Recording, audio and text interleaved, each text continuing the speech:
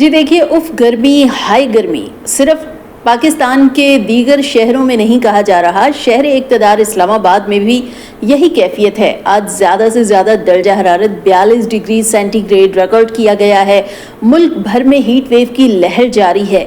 मेरे साथ deputy director महकमा मौसमियात इरफान विर्क साहब मौजूद हैं, उनसे बात करते हैं। विर्क साहब, कब तक ये हीट वेव चलेगी? कितना इसका सिलसिला है? क्या इसके बाद एक और सिलसिला भी मुतवक्के होगा? देखिए, अभी ये जो हीट वेव है ये तो अगले चंद रोज़ जो है ना वो जारी रहेगी। ये अगले 3 से 4 रोज़ जो होंगे, इसमें मुख्तलिफ़ इलाकों में जो है ना वो हम देख रहे हैं कि हीट वेव जो है ना अपनी आबोताब पे होगी। ख़ास तौर पे जो हमारे सेंट्रल पार्ट्स हैं और जो अपर पार्ट्स हैं, यहाँ पर जो है ना वो अमूमन जो टेम्परेचर होगा वो नॉर्मल से 5 से 7 डिग्री सेंटीग्रेड जो है ना वो ज़्यादा होगा।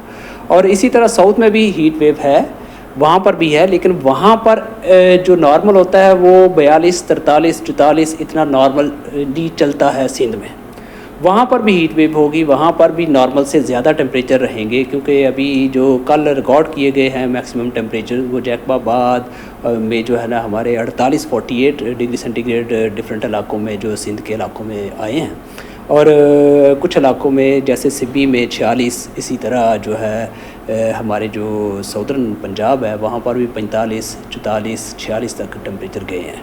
और आने वाले दिनों में भी जो है ना ये टेम्परेचर इसी तरह जो है ना वो ज़्यादा रहेंगे। आप तो सिर्फ हीट ही हीट का बता रहे हैं, शहरी जानना ये चाहते हैं कि इस हीट ने जितना तंग किया हुआ है और इसमें बाहर निकलना यकीनन मुश्किल हो चुका है। कोई बारिशों के सिलसिले की भी है तवक्को मई में या नहीं है? देखिए, अभी जो लग रहा है कि ये हीट ही ज़्यादा जो है ना होगी। अब है जैसे ही ये हीट ख़त्म होगी या हीट की वजह से मुख्तलिफ़ इलाकों में डस्ट स्टॉर्म वगैरह या गस्टी विंड्स जो है ना वो चल सकती हैं, लेकिन वो ज़्यादा रिलीव नहीं मिलेगा इससे जो है ना वो लोगों को।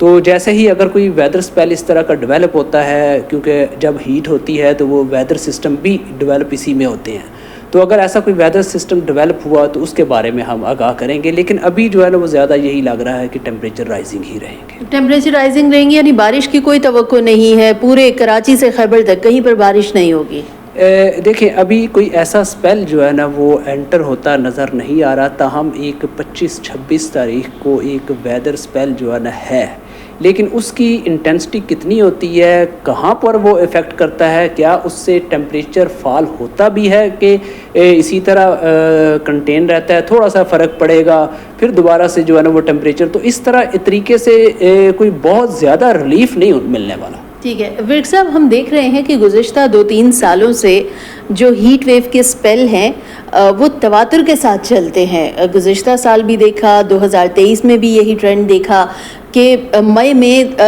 2 से 3 सिलसिले रिकॉर्ड किए गए थे, और अभी भी 2025 में ये दूसरा हीट वेव का सिलसिला है जिसकी पेशगोई की है कि ये जारी रहेगा। क्या एंड तक किसी तीसरे सिलसिले की भी तवक्को होगी हीट वेव का? कोई और भी स्पेल आएगा?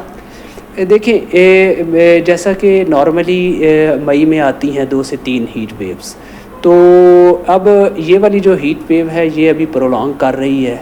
जैसे ही अगर वेदर स्पेल जो हम एक्सपेक्ट कर रहे हैं कि जो जैसे ही ये सब साइड होगी हीट वेव, एक वेदर स्पेल है, अब उसका कितना स्पैन होता है। अगर वो ज़्यादा स्पैन हुआ तो फिल वक्त लग नहीं रहा, अगर वो डेवलप होता है ड्यू टू हीट तो उस पर फिर डिपेंड करेगा कि दोबारा से कोई हीट वेव बनती है कि नहीं बनती। लेकिन फिल वक्त यही हीट वेव लग रही है, और आने वाले दिनों में लग रहा है कि टेम्परेचर बहुत ज़्यादा ड्रॉप नहीं करेंगे, लेकिन बहुत ज़्यादा राइज भी फिर नहीं करेंगे। ठीक है, और ये भी तवक्को कर सकते हैं हम कि इसी हीट वेव के साथ ही हम जून में एंटर हो जाएंगे, और जून में आगे ईद के दिन भी करीब करीब आ रहे हैं। मवेशी मंडियाँ जो हैं उनमें बहुत ज़्यादा ख़रीदारी बढ़ जाएगी, ख़रीदार वहाँ का रुख करेंगे, तो क्या इसी हीट वेव के साथ ही हम एंटर होंगे? अगर हम देखें तो ये जैसे ही मई का एंड होगा उसमें अगेन टेम्परेचर्स जो है ना वो राइजिंग जो है ना वो लग रहा है कि दोबारा से जो टेम्परेचर राइज़ करेगा, और जून का फर्स्ट वीक में भी जो है ना वो टेम्परेचर ज़्यादा ही लग रहे हैं। ठीक है।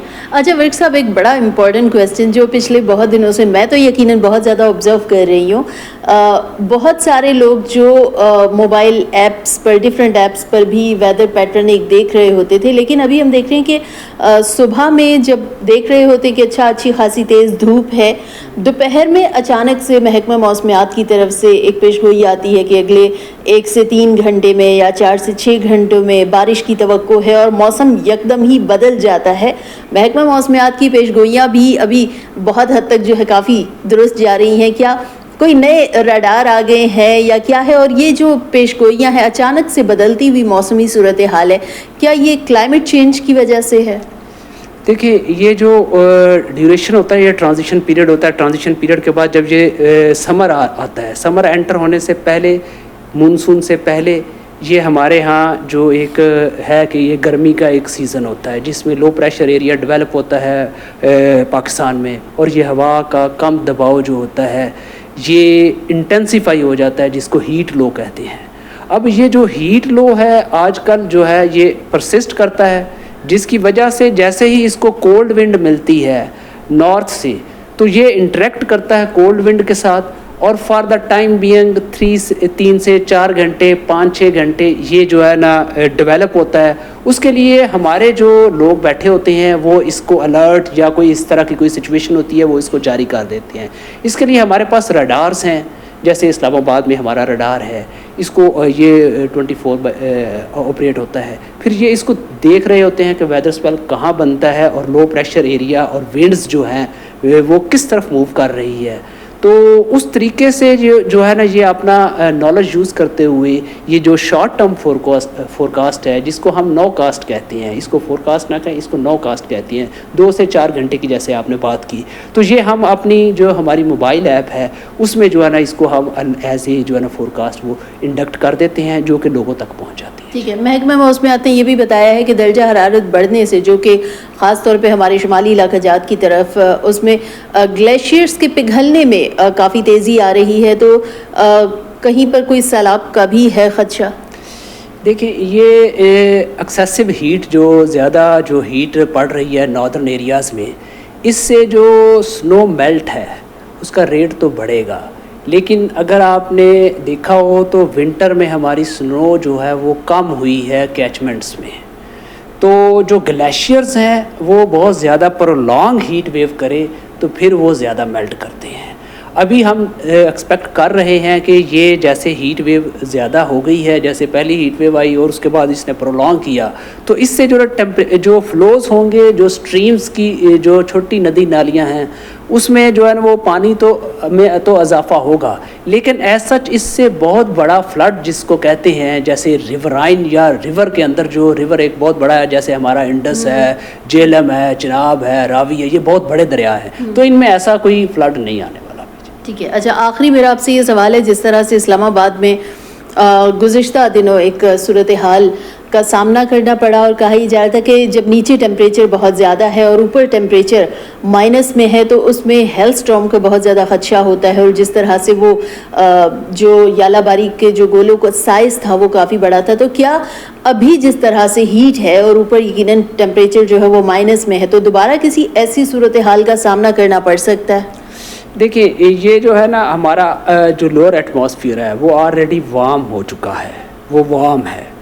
जैसे ही कोल्ड विंड इंटरेक्ट करती है, जैसे आपने कहा कि नीचे वार्म है ऊपर कोल्ड है, तो ये जो एक फेनोमेना है जो क्लाउड के अंदर होता ही होता है।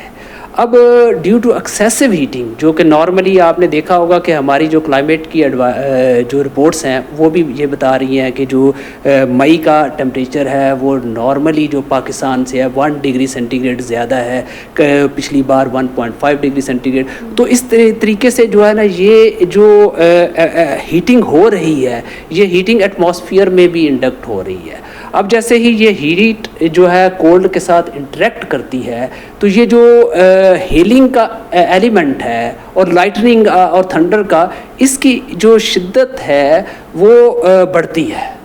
तो जो नॉर्मली जो वेदर आता था, नॉर्मली जो वेदर आया है उसने थोड़ी बहुत थंडर किया, रेन की, कुछ हेल किया और चला गया। अब ये इसमें ज़रा थोड़ी सारी शिद्दत आना शुरू हो गई है। बाज़ औक़ात ये शिद्दत ज़्यादा होती है, बाज़ औक़ात ये शिद्दत कम होती है। लेकिन ये एलिमेंट जो है ना वो अब आने वाले जो वेदर पैटर्न है उनमें ये मौजूद होता है। तो यानी आने वाले दिनों में हम उम्मीद कर सकते हैं कि अगर वेदर पैटर्न होता है तो ऐसी किसी सिचुएशन का सामना करना पड़ सकता है हमें?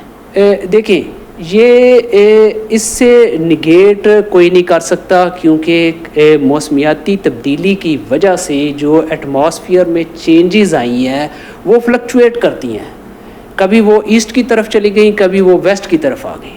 जैसे ही वो वेस्ट की तरफ आएंगी तो वो पाकिस्तान को अफेक्ट करेगी, जैसे ही वो ईस्ट की तरफ वो फ्लक्चुएशन मूव करेगी तो वो इंडिया को अफेक्ट करेगी। तो ये साउथ एशिया में इस तरह का पैटर्न जो है ना वो आने वाले सालों में भी चलेगा और आने वाले सीजन्स में भी चलेगा। ठीक है, मौसमी उतार चढ़ाव यकीनन आते रहेंगे। आखिर में शहरियों के लिए कोई ख़ास हिदायत महकमा मौसमियात की जानिब से? देखिए ये जो अभी हीट वेव है इसके दौरान में हम शहरियों को यही कहते हैं कि जो जब सूरज की शुआएँ अपनी आबोताब पर हों, ख़ास तौर पे आफ्टरनून और आफ्टरनून के बाद दोपहर और बाद अज़ दोपहर जो है ना ये कम से कम बाहर निकलें और बच्चों को भी ना निकलने दें और बुज़ुर्ग भी एहतियात करें। और इसके अलावा जो पानी का ना वो ज़्यादा से ज़्यादा इस्तेमाल करें और मशरूबात का भी ज़्यादा से ज़्यादा इस्तेमाल करें, ये बहुत ज़रूरी है। ठीक है, बेहद शुक्रिया इरफान विर्क साहब।